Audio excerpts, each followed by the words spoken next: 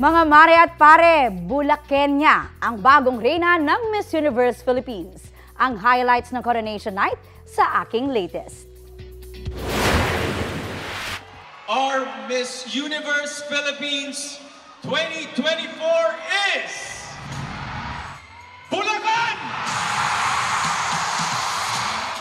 Si Chelsea Manalo na pambato ng Bulacan ang bagong Miss Universe Philippines. Kinoronahan siya ni Miss Universe Philippines 2023 Michelle D. First runner-up si Stacy Gabriel ng Cainta. Si Atisa Manalo ng Quezon Province ang second runner-up. From Baguio, si third runner-up Tara Valencia. At fourth runner-up si Crystalline McGarry ng Taguig.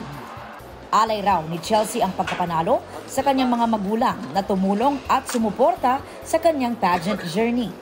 When they announced my city, my province, I instantly thought about my parents.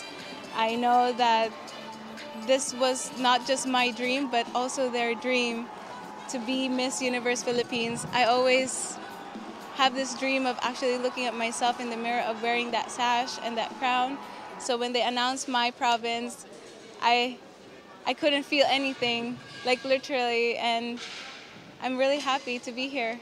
Sobrang saya ko po. Naiiyak ako sa sobrang saya. Nagpapasalamat ako sa Panginoon. Natupad po yung pangarap ng anak ko. Half American si Chelsea. Pumanaw na raw ang kanyang ama at lumaki siya sa kanyang stepfather. Kwento ni Chelsea, naranasan din niyang mabuli. I didn't have that standard of beauty when it comes to beauty pageants, but I told myself, and my parents have always told me to believe in yourself, you know.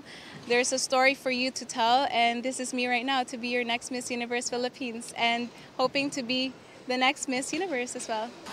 Ilan sa highlights ng Coronation Night ang opening number ng mga kandidata, kasama si Miss Universe Philippines 2023 Michelle D.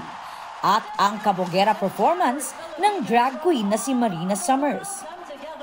Sa swimsuit competition, inirampa ng top 20 candidates ang kanilang metallic copper swimwear, sabay sa performance ng OPM band na Lola Amor. Poise and Grace naman ang ipinamalas ng top 10 sa evening gown competition, habang hinaharana ni Thai actor Win Metawin. Sa Q&A portion, nagpakita ng husay sa pagsagot ang top 5. Hosts ng pageant si Asia's multimedia star Alden Richards, Miss Universe 2022 Arbony Gabriel, at Emmy Award-winning host and producer Jeannie Mai. Co-hosts din sina Gabby Garcia at Tim Yap. Kabilang naman sa judges si Sparkle GMA Artist Center Vice President Joy Marcelo, Miss Universe Philippines 2021 Beatriz Luigi Gomez, at Miss Universe 2013 third runner-up Ariela Arida. Kinoronahan din ang iba pang title winners. Si Alexi Brooks ng Iloilo ang Miss Eco International Philippines 2025. Si Miss Pampanga Cyril Payumo ang Miss Charm Philippines 2025.